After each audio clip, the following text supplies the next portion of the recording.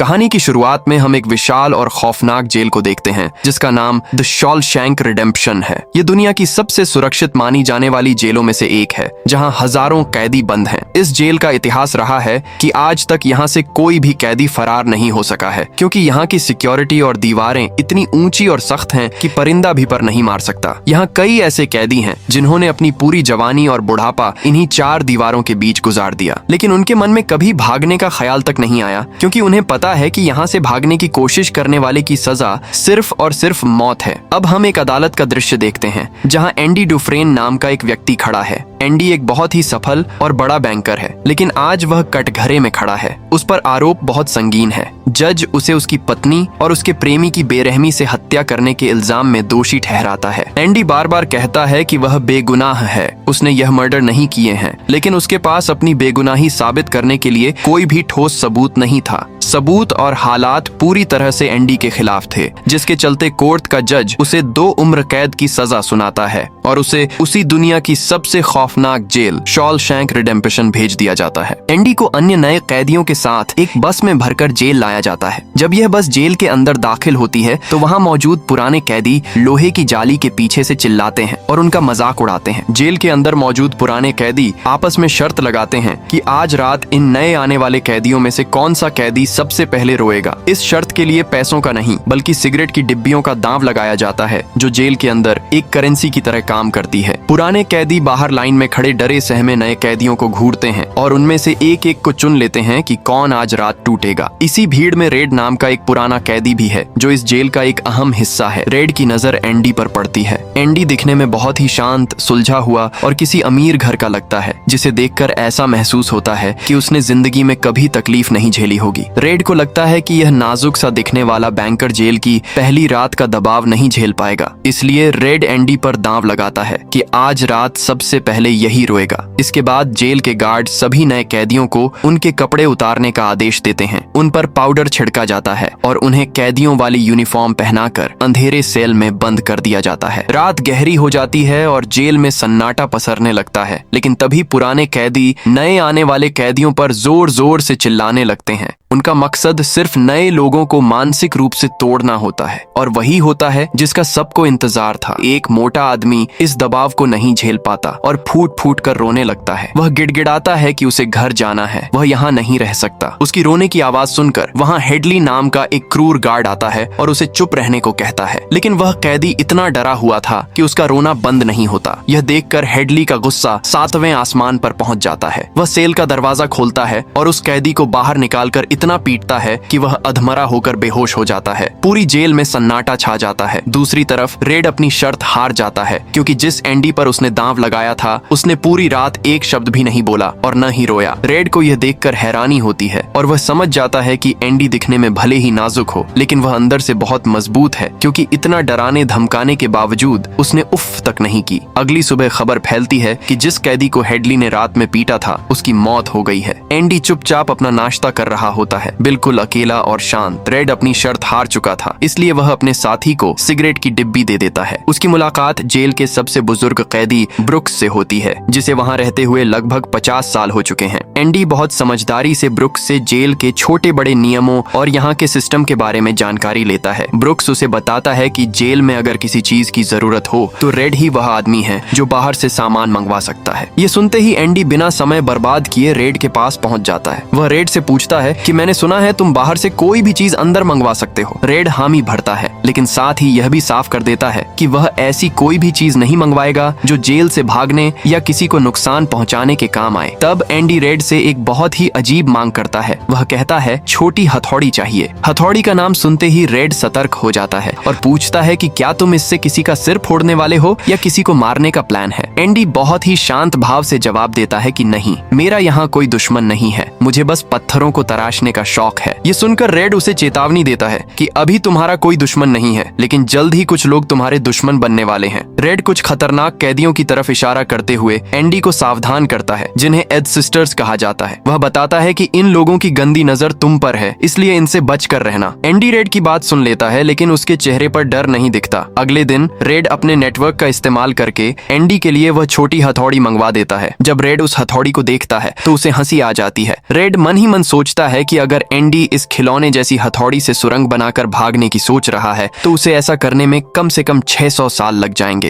Red बड़ी चालाकी से ब्रुक्स के जरिए वह हथौड़ी एंडी के सेल तक पहुंचा देता है। दिन गुजरते हैं और वही होता है जिसका रेड को डर था। एक दिन जब एंडी लॉन्ड्री में काम कर रहा होता है तो वही 3 लोग जिनकी एंडी पर गंदी नजर थी उसे घेर लेते हैं। एंडी उनसे बचने की पूरी कोशिश करता है, लेकिन वह 3 लोग थे और एंडी अकेला। वह उसे पकड़ लेते हैं और बुरी तरह पीटते हैं। एंडी अपनी पूरी ताकत लगाकर खुद को छुड़ाने की कोशिश करता है, लेकिन वे लोग उसे दबोच लेते हैं और उसके साथ जबरदस्ती करते हैं। यह सिलसिला सिर्फ एक बार नहीं बल्कि लगातार चलता रहता है। एंडी के शरीर पर चोट के निशान हमेशा रहते हैं, लेकिन वह कभी टूटता नहीं है। इसी तरह नर्क जैसी जिंदगी जीते हुए 2 साल बीत जाते हैं। एक दिन जेल में घोषणा होती है कि छत की मरम्मत के लिए कुछ कैदियों की जरूरत है। रेड अपनी सेटिंग का इस्तेमाल करके अपने दोस्तों और एंडी को इस काम में शामिल करवा लेता है। मई के महीने की तेज धूप में सभी कैदी छत पर तारकोल बिछाने का काम कर रहे होते हैं। वहीं पास में सुरक्षा के लिए खड़ा गार्ड्स का कैप्टन हेडली अपने साथियों से बात कर रहा होता है। वह बहुत परेशान दिख रहा था। हेडली अपने साथियों को बता रहा था कि उसके भाई का निधन हो गया है और उसके बाद इस दुनिया में उसका और कोई नहीं है, इसलिए भाई के छोड़े हुए $35,000 पर उसका हक बनता है। लेकिन परेशानी की बात यह थी कि जैसे ही वह उन पैसों को अपने अकाउंट में ट्रांसफर करेगा, सरकार टैक्स के रूप में एक बड़ा हिस्सा काट लेगी और उसके हाथ बहुत कम रकम आएगी। एंडी जो अपना काम कर रहा था, हेडली की सारी बातें सुन लेता है। अपनी जान की परवाह किए बिना एंडी धीरे धीरे हेडली की तरफ बढ़ता है। यह देखकर बाकी कैदी डर जाते हैं, क्योंकि हेडली बहुत खतरनाक आदमी था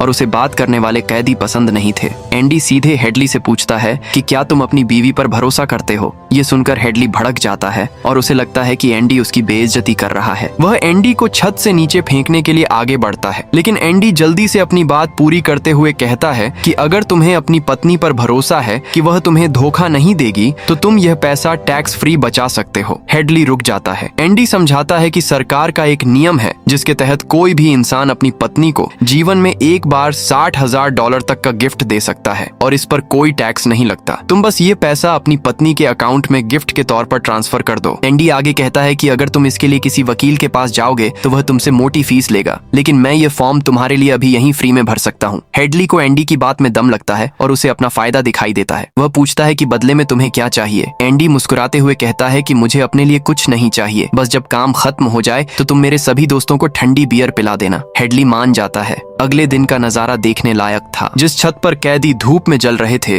वहाँ वे सब बैठकर ठंडी बियर का मजा ले रहे थे जैसे वे आजाद हों। एंडी ने हेडली का टैक्स बचाने वाला काम कर दिया था। एंडी खुद शराब नहीं पीता था। वह बस एक कोने में बैठकर अपने दोस्तों को बियर पीते हुए देख रहा था और उसके चेहरे पर एक अजीब सी शांति थी। उसके दोस्तों को बहुत खुशी हो रही थी क्योंकि जेल में बियर मिलना नामुमकिन था, लेकिन एंडी की वजह से उन्हें कुछ पल के लिए ही सही आम इंसान जैसा महसूस हुआ। रेड समझ जाता है कि एंडी ने यह सब सिर्फ बियर के लिए नहीं किया था, बल्कि वह उस आजादी के एहसास को महसूस करना चाहता था। एक दिन एंडी अपने काम से फ्री होकर बाहर निकलता है, लेकिन जैसे ही वह एकांत में आता है, वहाँ वही 3 दरिंदे उसका इंतजार कर रहे होते हैं जो पिछले 2 सालों से उसे परेशान कर रहे थे। उनका लीडर बोग्स और उसके साथी एंडी को घेर लेते हैं। वे उसे अपने साथ चलने को कहते हैं, लेकिन इस बार एंडी की आंखों में एक अलग ही चमक थी। वह डरने के बजाय उन्हें साफ मना कर देता है। एंडी के मना करने पर उनका अहंकार छोटेल हो जाता है और वे उस पर टूट पड़ते हैं। एंडी अपनी पूरी जान लगाकर उनका मुकाबला करता है। वह अब और दबना नहीं चाहता था, लेकिन वे 3 थे और एंडी अकेला, जिसके कारण वे उसे बहुत ही बेरहमी से पीटते हैं। इस बार उन्होंने एंडी को इतना मारा कि वह अधमरा हो गया और उसे 1 महीने के लिए अस्पताल में भर्ती होना पड़ा। लेकिन एंडी की ये हिम्मत बेकार नहीं गई। इस घटना ने जेल के कैप्टन हेडली का ध्यान खींच लिया। हेडली को एंडी की जरूरत थी क्योंकि वह उसका टैक्स बचा रहा था, इसलिए हेडली ने बोग्स को सबक सिखाने का फैसला किया। एक दिन जब बोग्स अपने सेल में था, हेडली और उसके गार्ड्स ने उसे इतना पीटा कि वह पूरी जिंदगी के लिए अपाहिज हो गया और उसे दूसरे दूसरे जेल अस्पताल में शिफ्ट कर दिया गया। इसके बाद द सिस्टर्स नाम का वह ग्रुप हमेशा के लिए खत्म हो गया और एंडी को उस नर्क से आजादी मिल गई। जब एंडी 1 महीने बाद अस्पताल से वापस अपने सेल में आता है तो उसे अपने बिस्तर पर एक लंबा रोल किया हुआ कागज मिलता है। ये रेड की तरफ से एंडी के लिए एक वेलकम बैक गिफ्ट था। रीटा हेवर्थ का एक बहुत बड़ा और खूबसूरत पोस्टर। एंडी उस पोस्टर को देखकर मुस्कुराता है। ये उसके लिए सिर्फ एक पोस्टर नहीं बल्कि आजादी का एक झरोखा था। समय का पहिया घूमता रहता है। एक सुबह जेल का वार्डन नॉर्टन अचानक इंस्पेक्शन के लिए एंडी के सेल में आ धमकता है। वह सिक्योरिटी गार्ड्स के साथ पूरे सेल की बारीकी से तलाशी करवाता है। एंडी बिल्कुल शांत खड़ा रहता है जबकि वार्डन उसकी चीजों को उलट पुलट रहा होता है। जब वार्डन को कुछ भी आपत्तिजनक नहीं मिलता तो उसकी नजर दीवार पर लगे रीटा हेवर्थ के बड़े से पोस्टर पर पड़ती है। एंडी की सांसें थम जाती हैं। वार्डन पोस्टर को घूरता है और कहता है कि वैसे तो मैं सेल में पोस्टर लगाने की इजाजत नहीं देता, लेकिन यह काफी सुंदर है, तुम इसे रख सकते हो। असल में यह तलाशी तो बस एक दिखावा थी। वार्डन को उस गार्ड ने बता दिया था कि कैसे एंडी ने उसका $35,000 का टैक्स बचाया था। वार्डन समझ चुका था कि एंडी कोई मामूली कैदी नहीं है और वह अपने निजी फायदे के लिए एंडी का इस्तेमाल करना चाहता था। जाते जाते वार्डन एंडी के हाथ से उसकी बाइबल ले लेता है। एंडी का दिल जोर से धड़कने लगता है। वार्डन बाइबल के पन्ने पलटता है। कुछ पल के लिए सन्नाटा छा जाता है, लेकिन फिर वह बाइबल वापस एंडी की तरफ बढ़ाता है और एक बहुत ही गहरी बात कहता है, मुक्ति इसी में है। Salvation lies with in. Andy राहत की सांस लेता है क्योंकि वार्डन को अंदाजा भी नहीं था कि वह अपनी ही कही बात को कितना सच साबित करने वाला है। अगले ही दिन वार्डन एंडी को अपने ऑफिस बुलाता है और उसे जेल की लाइब्रेरी का असिस्टेंट बना देता है। वह कहता है कि तुम्हारे जैसे समझदार और पढ़े लिखे आदमी को मजदूरी नहीं करनी चाहिए। अब एंडी को धूप में काम करने की जरूरत नहीं थी। लाइब्रेरी में एंडी की मुलाकात ब्रुक्स से होती है जो वहाँ का इंचार्ज है और पिछले 50 सालों से जेल में है। लेकिन एंडी को लाइब्रेरी में शिफ्ट करने का असली मकसद कुछ और था। जल्द ही वहाँ अलग अलग जेलों के गार्ड्स अपनी टैक्स फाइलों और ITR की समस्याओं को लेकर एंडी के पास आने लगते हैं। एंडी घंटों बैठकर उनका पेपर वर्क करता और उनके पैसे बचाता। यह बात जंगल की आग की तरह फैल गई कि एंडी एक वित्तीय जादूगर है। देखते ही देखते साल बीतते गए और एंडी का काम इतना बढ़ गया कि उसे मदद के लिए एक असिस्टेंट की जरूरत पड़ी। एंडी ने इस काम के लिए अपने सबसे अच्छे दोस्त रेड को चुना। अब रेड और एंडी साथ में वक्त बिताते और लाइब्रेरी को भी सुधारने का काम करते। तभी एक दिल दहला देने वाली घटना होती है। एक दिन शांत स्वभाव वाला बूढ़ा ब्रुक्स अचानक पागल हो जाता है। वह हेवुड नाम के एक कैदी की गर्दन पर चाकू रख देता है और उसे जान से मारने की धमकी देने लगता है। सभी हैरान रह जाते हैं कि इतना प्यारा इंसान ऐसा क्यों कर रहा है। एंडी और रेड उसे समझाने की कोशिश करते हैं। असल में ब्रुक्स को खबर मिली थी कि सरकार ने उसकी सजा माफ कर दी है और उसे रिहा किया जा रहा है। लेकिन ब्रुक्स खुश होने के बजाय डर गया था। उसने अपनी पूरी जिंदगी पूरे 50 साल इस जेल की 4 दीवारी में गुजार दिए थे। वह बाहर की दुनिया को भूल चुका था। जेल ही उसका घर था, उसका परिवार था। उसे लग रहा था कि अगर वह किसी को मार देगा तो उसकी सजा बढ़ जाएगी और उसे यहीं रहने दिया जाएगा। उसे इंस्टीट्यूशनलाइज हो जाना कहते हैं, जहाँ कैदी को बेड़ियों से प्यार हो जाता है। एंडी के बहुत समझाने पर ब्रुक्स रोते हुए चाकू छोड़ देता है। उसे रिहा कर दिया जाता है। लेकिन जैसा कि ब्रुक्स को डर था, बाहर की दुनिया उसके लिए एलियन जैसी थी। उसने जब दुनिया छोड़ी थी तब सड़कों पर इक्का दुक्का गाड़ियां होती थीं, लेकिन अब सड़कों पर गाड़ियों का सैलाब था। लोग बहुत तेज थे। सरकार उसे एक छोटे से कमरे में रखती है और एक सुपरमार्केट में नौकरी देती है। लेकिन ब्रुक्स का मन नहीं लगता। उसे हर पल जेल की और अपने दोस्तों की याद आती है। वह रात में डर कर जाग जाता है। उसे लगता है कि वह यहाँ सरवाइव नहीं कर पाएगा। आखिर में वह उस अकेलेपन को बर्दाश्त नहीं कर पाता। वह अपने कमरे की छत की लकड़ी पर चाकू से लिखता है, ब्रुक्स वाज हियर, और फिर फांसी लगाकर अपनी जान दे देता है। मरने से पहले वह जेल में अपने साथियों को एक आखिरी खत लिखता है, जिसे पढ़कर एंडी और रेड की आंखों में आंसू आ जाते हैं। उन्हें एहसास होता है कि जेल इंसान से उसकी आत्मा कैसे छीन लेती है। उधर जेल में वार्डन नॉर्टन एक नया प्रोग्राम शुरू करता है जिसका नाम था इनसाइड आउट। इसके तहत वह कैदियों को जेल से बाहर ले जाकर कंस्ट्रक्शन और लेबर का काम करवाता था। बाहर दुनिया को दिखाने के लिए ये समाज सेवा थी कि कैदियों को हुनर सिखाया जा रहा है, लेकिन असलियत में यह एक बहुत बड़ा घोटाला था। वार्डन को इससे बहुत सारे बड़े कॉन्ट्रैक्ट्स मिलते थे क्योंकि कैदियों की मजदूरी बहुत सस्ती थी, या यूं कहें कि मुफ्त थी। बाकी ठेकेदारों को काम मिलना बंद हो गया क्योंकि वे वार्डन के सस्ते रेट्स का मुकाबला नहीं कर सकते थे। कई बार तो दूसरे ठेकेदार वार्डन को रिश्वत देते थे ताकि वह उनके प्रोजेक्ट्स में टांग न अड़ाए। इस तरह वार्डन के पास अवैध तरीके से ब्लैक मनी का अंबार लगने लगा और इस काले धन को सफेद करने की जिम्मेदारी एंडी की थी। एंडी एक बैंकर होने के नाते इस खेल का माहिर खिलाड़ी था। उसने वार्डन के लिए एक ऐसा जाली इंसान तैयार किया जिसका नाम था रैंडल स्टीफंस। यह आदमी असल दुनिया में था ही नहीं। एंडी ने फर्जी दस्तावेजों के जरिए रैंडल स्टीफंस का जन्म प्रमाण पत्र, लाइसेंस और बैंक अकाउंट सब तैयार कर दिया। वार्डन का सारा काला पैसा इसी रैंडल स्टीफंस के नाम पर जमा होता था। एंडी रेड को समझाता है कि अगर कभी पुलिस को पता भी चला तो वे एक ऐसे आदमी को ढूंढते रह जाएंगे जो हवा में है और वार्डन का बाल भी बांका नहीं होगा। वार्डन इस बात से बहुत खुश था और एंडी अब उसका सबसे खास आदमी बन चुका था। सालों गुजरते गए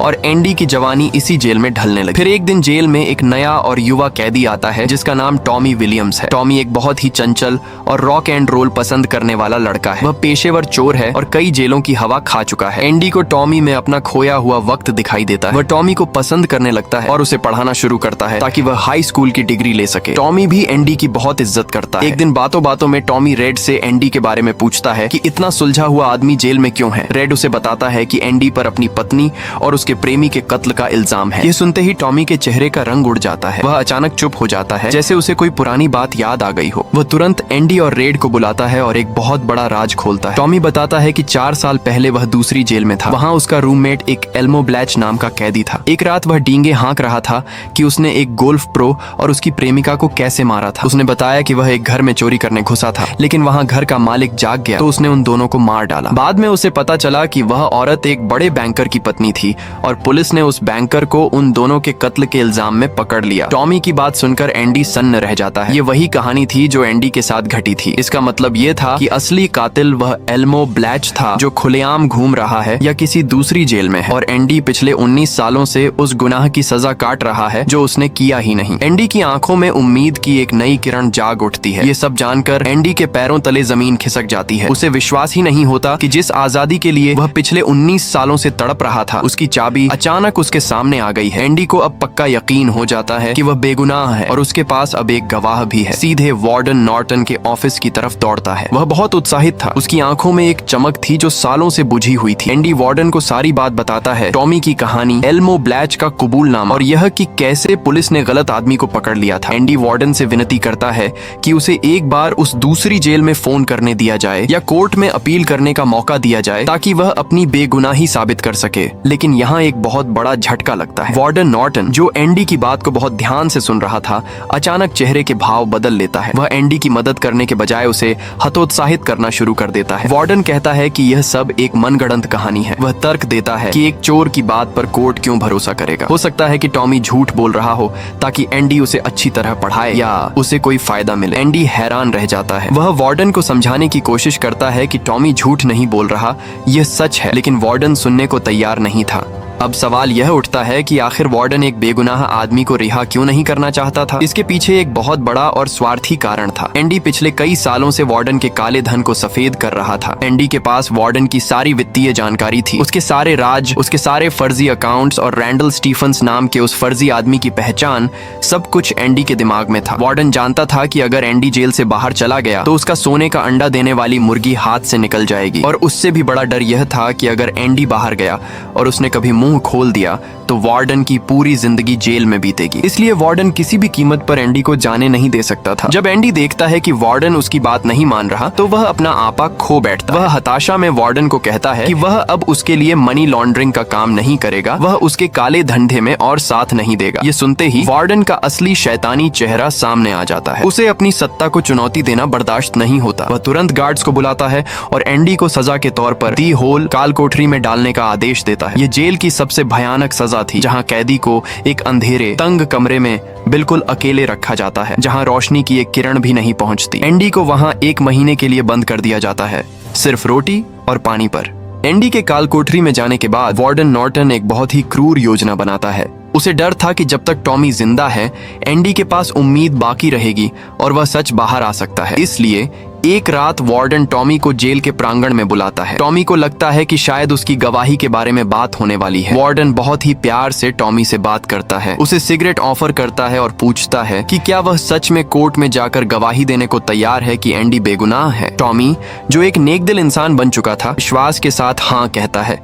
वह कहता है कि वह एंडी के लिए सच बोलने को तैयार है। जैसे ही टॉमी हाँ बोलता है, वार्डन सिगरेट फेंकते हुए ऊपर टॉवर पर खड़े कैप्टन हेडली को इशारा कर देता है। अगले ही पल एक गोली चलती है और टॉमी वहीं ढेर हो जाता है। हेडली ने टॉमी को गोली मार दी थी। ये एक नृशंस हत्या थी। वार्डन ने इसे एक एक्सीडेंट का रूप दे दिया। उसने यह कहानी बनाई कि टॉमी जेल से भागने की कोशिश कर रहा था, इसलिए गार्ड्स को उसे गोली मारनी पड़ी। इस तरह वार्डन ने एंडी की बेगुनाही के एकमात्र सबूत और गवाह को हमेशा के लिए मिटा दिया। अगले दिन वार्डन काल कोठरी में एंडी के पास जाता है और उसे बताता है कि टॉमी मारा गया क्योंकि उसने भागने की कोशिश की थी। एंडी तुरंत समझ जाता है कि क्या हुआ है। उसका दिल टूट जाता है, लेकिन वार्डन यही नहीं रुकता। वह एंडी को बहुत ही डरावनी धमकी देता है। वह कहता है कि अगर एंडी ने उसका काला पैसा सफेद करना बंद किया या उसके खिलाफ जाने की कोशिश की तो वह एंडी की जिंदगी नर्क बना देगा। वह धमकी देता है कि वह एंडी की लाइब्रेरी जला देगा, उसका सारा प्रोटेक्शन हटा देगा और उसे सामान्य खूंखार कैदियों के बीच डाल देगा जहां द सिस्टर्स जैसे लोग उसका इंतजार कर रहे हैं। एंडी के पास कोई रास्ता नहीं बचता। 1 महीने और कालकोठरी में रहने के बाद उसे वापस अपने सेल में भेज दिया जाता है। जब एंडी कालकोठरी से बाहर आता है तो वह पूरी तरह बदल चुका था। वह एंडी जो हमेशा उम्मीद से भरा रहता था, अब उसकी आंखों में एक अजीब सा सन्नाटा था। उसके दोस्तों को, खास तौर पर रेड को यह देखकर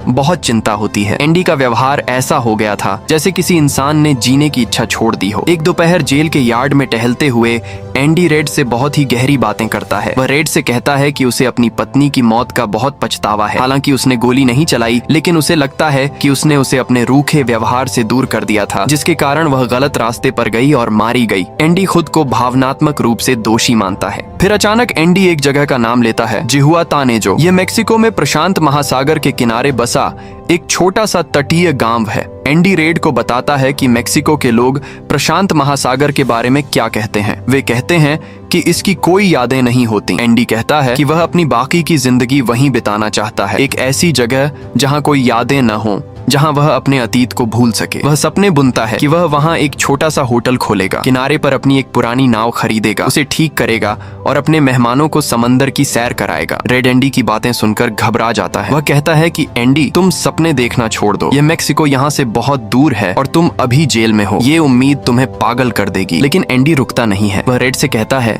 मुझे वहाँ मेरी मदद के लिए एक आदमी की जरूरत पड़ेगी जो चीजों का जुगाड़ कर सके। उसका इशारा रेड की तरफ था। रेड उदास होकर कहता है कि मुझे नहीं लगता मैं कभी बाहर निकल पाऊंगा, और अगर निकला भी तो मैं वहाँ काम का नहीं रहूंगा। जाते जाते एंडी रेड से एक वादा लेता है। यह एक बहुत ही महत्वपूर्ण पल है। एंडी रेड से कहता है, रेड, अगर तुम कभी भी यहाँ से बाहर निकलो तो मेरे लिए एक काम करना। बक्सटन नाम की एक जगह है, वहाँ एक बड़ा सा घास का मैदान है। उस मैदान के एक कोने में एक पुराना पत्थर का बाड़ा है और वहाँ एक बहुत ही अलग सा पेड़ है, एक ओक का पेड़। उसी बाड़े की दीवार के आधार में तुम्हें एक काला पत्थर दिखाई देगा, एक ज्वालामुखी का कांच जैसा पत्थर जो वहाँ के बाकी पत्थरों से बिल्कुल अलग है। उस पत्थर के नीचे मैंने कुछ छिपा कर रखा है। क्या तुम वादा करते हो कि तुम वहाँ जाकर देखोगे कि वह क्या है? रेड को कुछ समझ नहीं आता कि एंडी क्या कह रहा है, लेकिन एंडी की हालत देखकर वह उसे दिलासा देने के लिए वादा कर देता है कि वह जरूर जाएगा। एंडी मुस्कुराता है और वहाँ से जाने लगता है। जाते हुए वह एक बहुत ही प्रसिद्ध लाइन बोलता है, या तो जीने में लग जाओ या फिर मरने में लग जाओ। उस शाम एंडी का व्यवहार और भी ज्यादा चिंताजनक हो जाता है। रेड को अपने दोस्तों से पता चलता है कि एंडी ने हेवुड से 6 फुट लंबी रस्सी मांगी थी। रेड का दिल जोर जोर से धड़कने लगता है। उसे डर है कि टॉमी की मौत और वार्डन के अत्याचार ने एंडी को तोड़ दिया है और शायद आज रात एंडी उस रस्सी का इस्तेमाल करके अपने सेल में खुदकुशी करने वाला है। रात हो जाती है। जेल में अंधेरा और सन्नाटा छा जाता है। हम देखते हैं कि एंडी अपने सेल में बैठा है। उसके हाथ में वह रस्सी है। वह उसे गौर से देख रहा है। रेड अपनी सेल में लेटा हुआ है, लेकिन उसे नींद नहीं आ रही। उसकी आंखों के सामने सिर्फ एंडी का चेहरा है और उसे एक अनहोनी का डर सता रहा है। वह मन ही मन प्रार्थना करता है कि एंडी कुछ गलत न कर बैठे। उधर एंडी बहुत ही शांत तरीके से अपने काम में लगा है। वह वार्डन के जूते पॉलिश करता है, उसके सूट को साफ करता है जैसा कि उसे आदेश दिया गया था। लेकिन उसकी आंखों में एक दृढ़ निश्चय है जो किसी ने पहले नहीं देखा था। तूफानी रात है, बादल गरज रहे हैं और बिजली चमक रही है जो माहौल को और भी तनावपूर्ण बना रही है। उस रात जेल की वो 4 दीवारी जो सालों से शांत थी, एक बहुत बड़े रहस्य की गवाह बनने वाली थी, जिसके बारे में रेड या वार्डन को सपने में भी अंदाजा नहीं था। अगली सुबह जेल में रोज की तरह गिनती शुरू होती है। सभी कैदी अपनी अपनी कोठरी से बाहर आकर लाइन में खड़े हो जाते हैं, लेकिन एंडी की कोठरी का दरवाजा नहीं खुलता और न ही वह बाहर आता है। गार्ड्स को लगता है कि शायद वह बीमार है या सो रहा है। जब गार्ड उसकी कोठरी के पास जाकर चिल्लाते हैं, तब भी अंदर से कोई जवाब नहीं आता। गुस्से में गार्ड दरवाजा खोलता है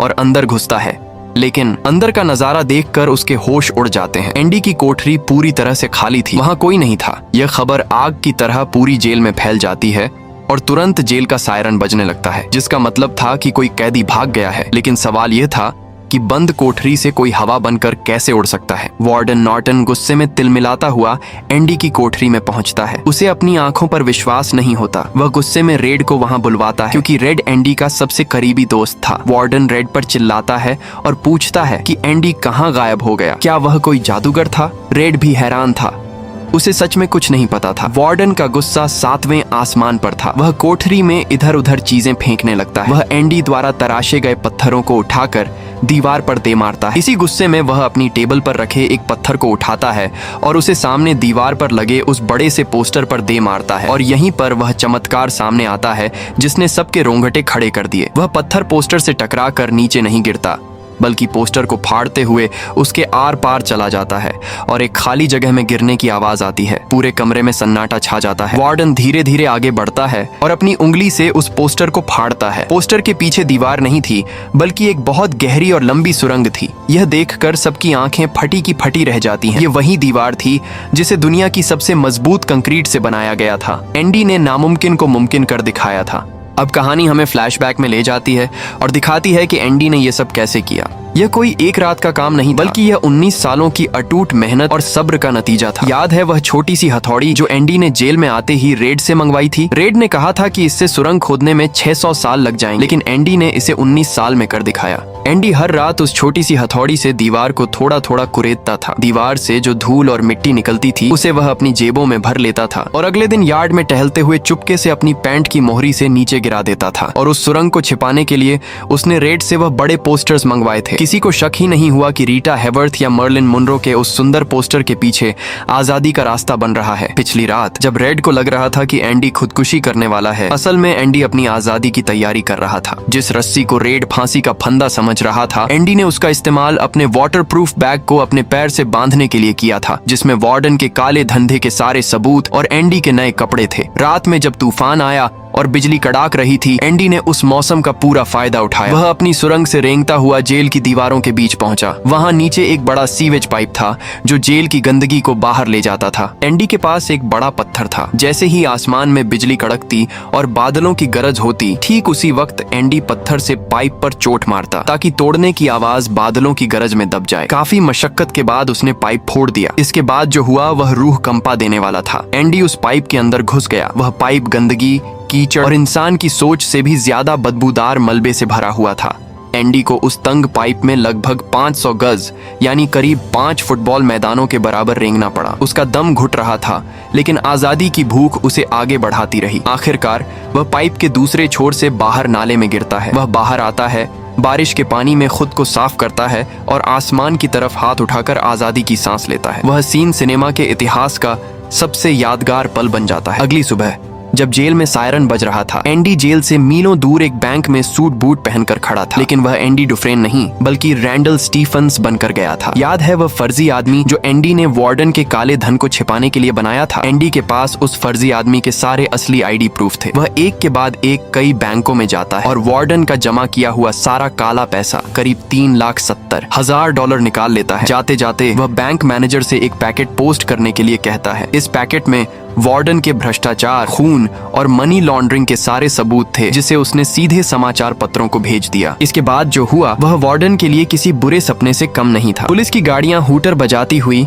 शॉलशैंक जेल में घुसती हैं। जिस क्रूर हेडली ने टॉमी और उस मोटे कैदी को मारा था, पुलिस उसे हथकड़ी लगाकर ले जाती। उधर वार्डन नॉर्टन अपने ऑफिस में फंसा हुआ था। वह अपनी तिजोरी खोलता है जहां उसने अपना काला हिसाब किताब रखा था, लेकिन वहां उसे अपनी फाइलें नहीं बल्कि एंडी की वह पुरानी बाइबल मिलती है। वार्डन कांपते हाथों से बाइबल खोलता है। पहले पन्ने पर एंडी ने लिखा था, डियर वार्डन, आपने सही कहा था, मुक्ति इसी में है। वार्डन पन्ने पलटता है और देखता है कि बाइबल के पन्नों को बीच से काटकर एक सांचे की तरह बनाया गया था, जिसमें एंडी ने अपनी वह छोटी हथौड़ी छिपाई थी। वार्डन समझ जाता है कि उसका खेल खत्म हो चुका है। बाहर पुलिस दरवाजा तोड़ रही थी। जेल जाने के डर से वार्डन दराज से अपनी पिस्तौल निकालता है और खुद को गोली मार लेता है। एंडी ने बिना हाथ लगाए अपना बदला पूरा कर लिया था। कुछ समय बाद रेड को एक पोस्ट कार्ड मिलता है जिस पर कोई नाम नहीं था, लेकिन वह समझ जाता है कि यह एंडी का है, क्योंकि वह मेक्सिको बॉर्डर के पास से आया था। समय बीतता है और रेड को जेल में 40 साल पूरे हो जाते हैं। वह फिर से पैरोल बोर्ड के सामने जाता है। इस बार रेड कोई बनावटी बात नहीं करता। वह उनसे कहता है कि सुधार, रिहेबिलिटेशन सिर्फ एक राजनेताओं का बनाया हुआ शब्द है। वह कहता है, मुझे इस बात का कोई फर्क नहीं पड़ता कि तुम मुझे छोड़ते हो या नहीं। उसकी यह ईमानदारी और बेपरवाही बोर्ड को छू जाती है और हैरानी की बात यह होती है कि उसकी पैरोल मंजूर हो जाती है। रेड जेल से बाहर आता है, बल्कि उम्मीद महसूस होती है। रेड पैरोल के नियम तोड़कर मेक्सिको के लिए निकल पड़ता है। कहानी के आखिरी दृश्य में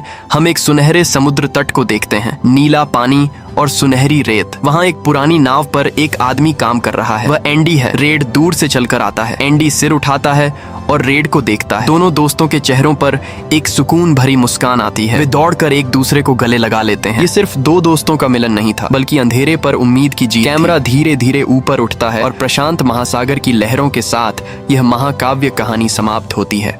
अगर आपको यह कहानी और हमारा एक्सप्लेनेशन पसंद आया तो वीडियो को लाइक करें, चैनल को सब्सक्राइब करें और कमेंट में बताएं कि इस फिल्म का कौन सा हिस्सा आपको सबसे ज्यादा प्रेरित करता है। धन्यवाद।